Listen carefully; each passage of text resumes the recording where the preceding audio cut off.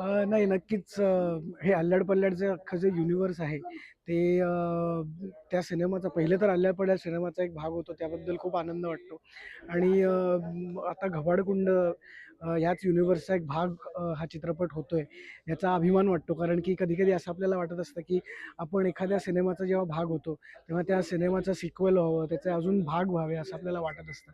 तर त्याच काय म्हणतो त्याच आनंदाने मला जेवढं छान वाटतंय की अल्लड पल्लडचाच च्या युनिव्हर्समध्येच एक घबाडकुंड हा चित्रपट प्रेक्षकांच्या भेटीला येतोय.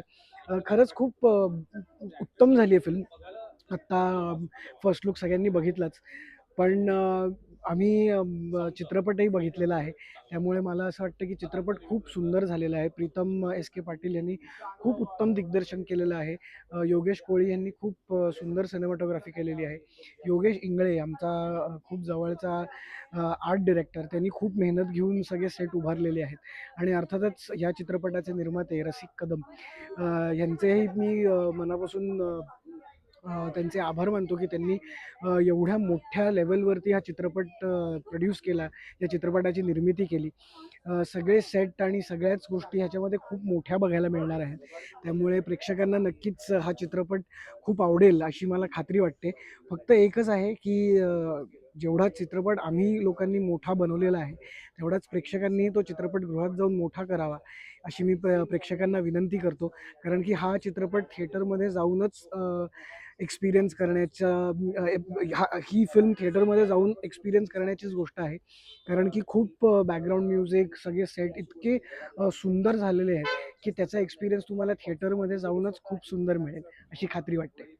एक म्हणजे प्रश्न मला या निमित्ताने विचारावासा वाटतोय की म्हणजे जेवढे केवढे दिवस तुझं शूटिंग झालेलं होतं चित्रपटामध्ये, तर त्यातला एखादा अविस्मरणीय क्षण कोणता होता जो या निमित्ताने तुला शेअर करायला आवडेल? नाही म्हणजे आम्ही जेव्हा शूट करत होतो तेव्हा अर्थातच अल्लड पल्लडचे आम्ही सगळे जे आम्ही तिघंजणं म्हणजे भाग्यम जैन, गौरव मोरे आणि मी असे आम्ही तिघंजणं ह्या चित्रपटाचा एक छोटासा भाग आहोत. तर परत एकदा आम्हाला तिघांना एकत्र काम करायला मिळालं, एकत्र सेटवरती धमाल करायला मिळाली, हे तर खूप उत्तम होतंच. पण त्याबरोबरच घबाडकुंडच्या संपूर्ण टीमबरोबर पुन्हा एकदा काम करण्याची संधी मिळाली, त्याबद्दलही खूप छान वाटतं. सगळे खूप मेहनती लोकं आहेत आणि त्यांच्याबरोबरच त्यांनी पण आम्हाला त्यांच्या सगळ्या टीमबरोबर, त्यांच्या फॅमिलीबरोबर सामावून घेतलं. ह्याच्यातच मला खूप आनंद वाटतो. त्याबद्दल मी त्यांच्या सगळ्या टीमचे खूप मनापासून आभार मानतो. येस, धन्यवाद. अगदीच जाता जाता शेवटचं म्हणजे घबाडकुंड तुझ्यासाठी काय आहे? घबाडकुंड माझ्यासाठी खरं तर अभिमानाची गोष्ट आहे. कारण की अल्लड पल्लडच्या युनिव्हर्समधला हा दुसरा चित्रपट आहे आणि आपल्याला अल्लड पल्लडच्या युनिव्हर्स, हॉरर कॉमेडी युनिव्हर्समध्ये अजून भरपूर चित्रपट बघायला मिळणार आहेत. त्यातलाच हा घबाडकुंड हा दुसरा चित्रपट आहे. याचा मला खूप अभिमान वाटतो. मला एक प्रश्न विचारायला आवडेल. घबाडकुंड हा हॉरर मूव्ही आहे. तर ह्या एकंदरीत शूटच्या दरम्यान तुम्हाला एखादा हॉरर एक्सपिरियन्स आलाय का? अ, म्हणजे आमचं खरं तर ह्या सगळ्या चित्रपटाच्या चित्रीकरणामध्ये खूप अगदीच खारीचा वाटा होता. पण ज्या लोकेशन्सवरती आम्ही शूट केलं किंवा या लोकांनी सगळ्यांनी